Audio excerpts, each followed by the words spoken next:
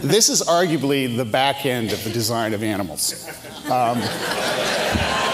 But the reason I put this up here is because when I was in Africa last year, my wife and I were driving around. We had this wonderful guide who showed us something that surprised both of us, and it was very revealing in terms of the fascination that comes with the design of animals.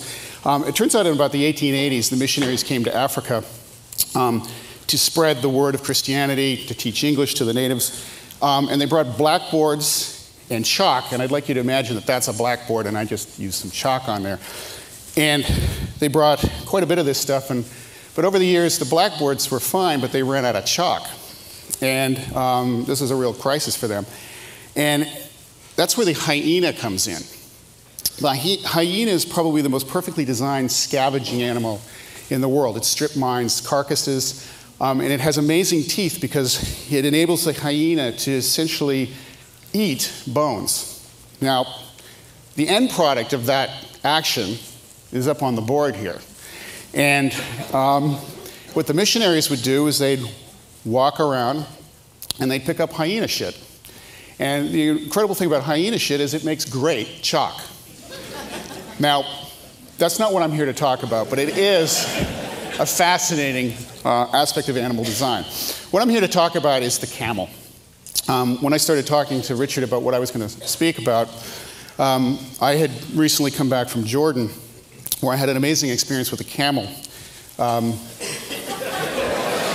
And we were in the desert. That's the end of his talk. Yeah. We were in the desert in Wadi Rum in a small Jeep. There were 4 of us, 2 Bedouin drivers. And you can just imagine this expanse, it's an ocean of sand, 105 degrees, 1 water bottle. And we were driving in what they told us was their very, very best Jeep. Didn't look like it to me. And as we started to sort of go through the desert, the Jeep broke down. The guys got out, they put the hood up, they started working under the hood, got it going again, about 100 yards, it broke down. This went on about 6 or 7 times, and we were getting more and more alarmed, and we were also getting deeper and deeper into the desert. And eventually, our worst nightmare happened. They flooded the engine. And they said, no problem. We just get out and walk. I said, we get out and walk. 1 water bottle, remember, guys, 4 people. They said, yeah, we'll walk, we'll find some camels. So we got out and walked, and sure enough, about half a mile, we came over the crest of this hill, and there was a huge gathering of Bedouin with their camels. The guy went up, started dickering, and $10 later, we had 4 camels. They went down like elevators. We got on them. They went back up. And the Bedouin, each Bedouin, 4 of them, got behind each of the camels with a little whip. And they started slashing away at the back of the camels, and they started galloping it. If you've ever been on a camel, it is a very, very uncomfortable ride. There's also one other aspect about these camels. About every 10 steps, they lean back and try to take a chunk out of your leg.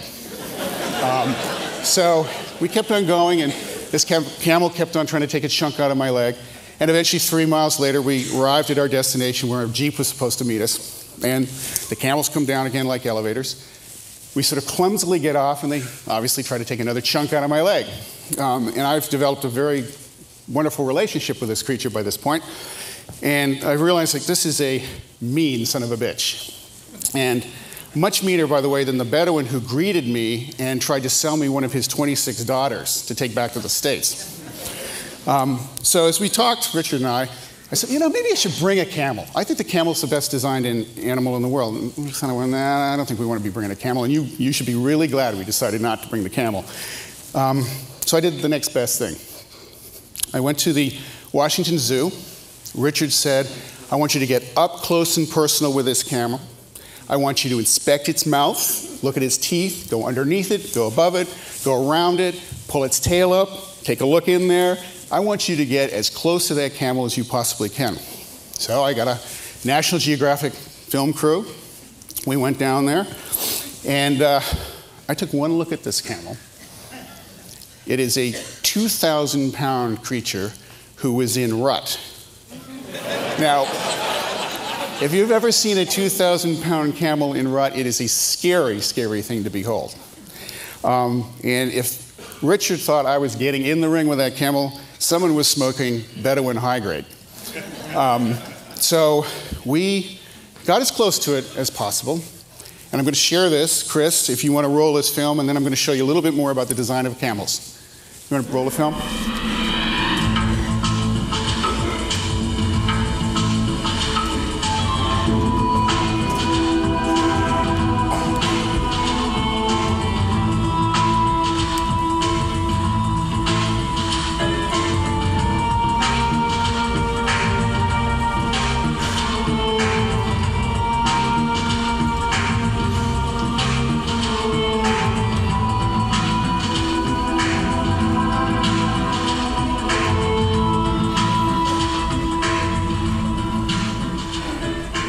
Hello, this is Keith Bellows with the TAG National Geographic Camel Investigation Unit, here to look at the ultimate desert machine.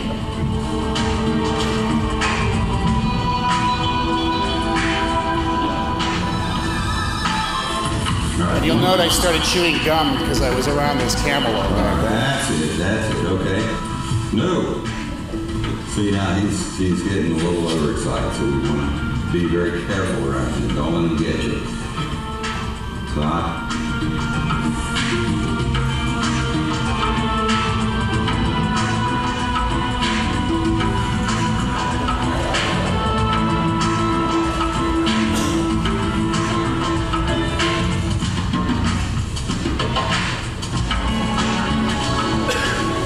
Now you can see copious amounts of saliva in there. I always call myself the unstable stable boy. Their nose, you can see his nose is flared right now. When they're at rest, they're similar to seals in the way that, like a seal has to open its nose to breathe.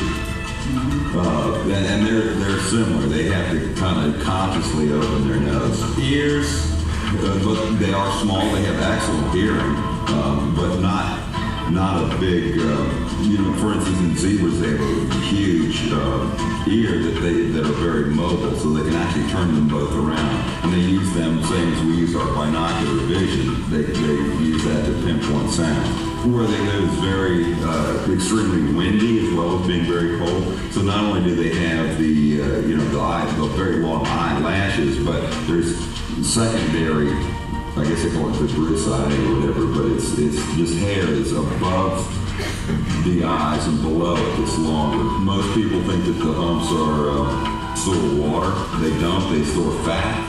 But,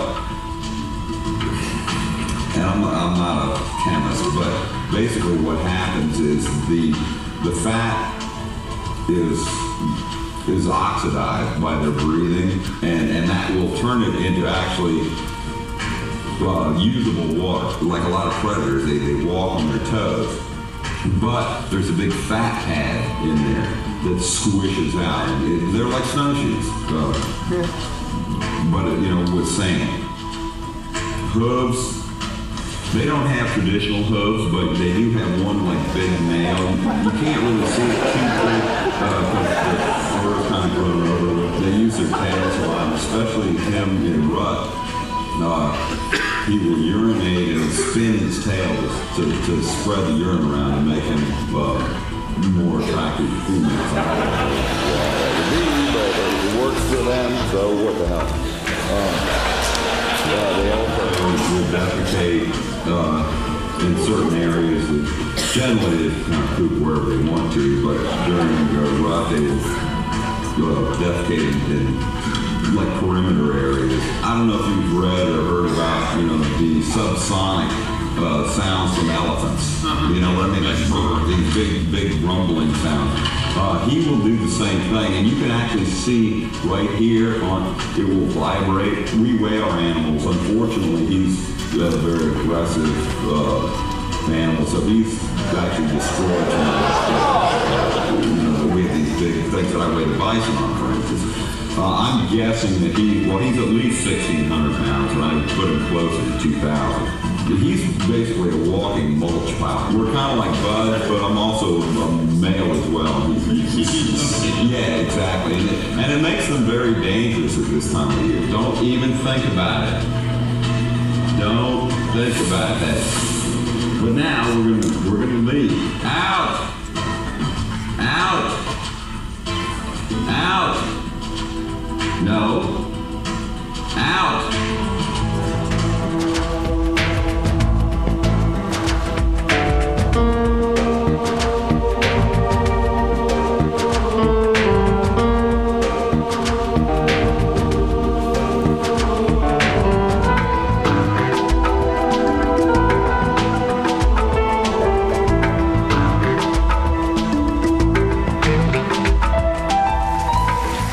what I didn't show you was, you got that swinging thing going? Well, and you're glad I didn't show you this. One of the other things about the camel that's beautifully designed is that its penis points backwards. That way the camel can dip its tail in the stream and just lacquer the entire area around him. And that's how he really marks his territory. Now, what you also didn't see was that, and you may have noticed in the pen beside him, and by the way, the camel's name is Suki. In the pen beside him is Jasmine. Jasmine has been his mate for some time, but on this particular occasion, it was very, very clear that as horny as Suki was, Jasmine was having none of it. And so we started thinking, well, if poor old Suki's in search of a mate, what would Suki do to find the perfect mate? So I'm going to show you another film, but before I do, I just want to mention that this animal truly is the sort of the SUV of the sand, the ship of the desert. It's so vital to the inhabitants of the areas in which the camel is found, largely Mongolia and Sahara, that there are 160 words in Arabic to describe the camel. And if this is a creature that was designed by committee, it's certainly been like no committee I've ever been on. So here's what Suki would do in search of a mate. Can you roll it, please? I call you, I need you, my heart's on fire.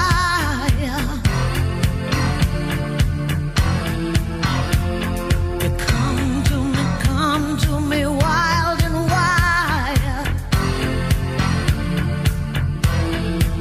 You come to me, give me everything I need. Give me a lifetime of promises and a world of dreams. Speak the language of love like you know what it means. And it can't be wrong. Take my heart and make it strong, babe. We're simply the best. Better than all the rest.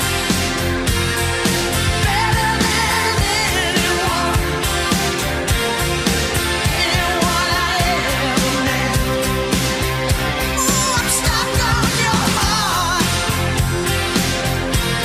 I hang on every word you say. Oh, tears apart. No. Baby, I would rather be dead. Each time you leave me, I start losing control. You're walking away with my heart and my soul. I can feel you even when I'm alone. Oh, baby, don't let go.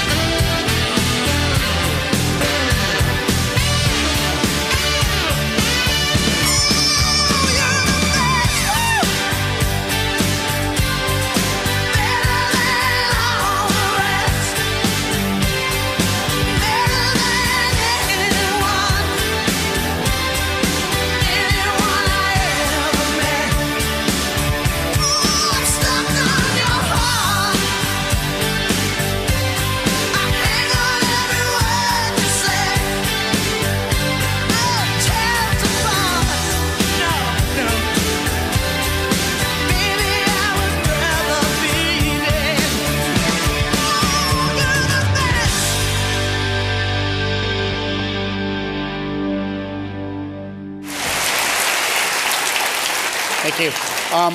I just want to leave you with one last thought, which is probably the most important thing to take away. Humans, the animal, are pretty lucky creatures because by and large, we really don't have to adapt to our environment. We adapt our environment to us, and we've seen that repeatedly through this conference, not just this year, but in past years. But this creature that you've just seen ultimately adapts and keeps adapting and adapting. And I think when you look at the animal kingdom, that is one of the most remarkable things. It doesn't have an environment that adapts to it. It has to adapt to the environment. Ricky, thank you very much for having me. Terrific. Thank you.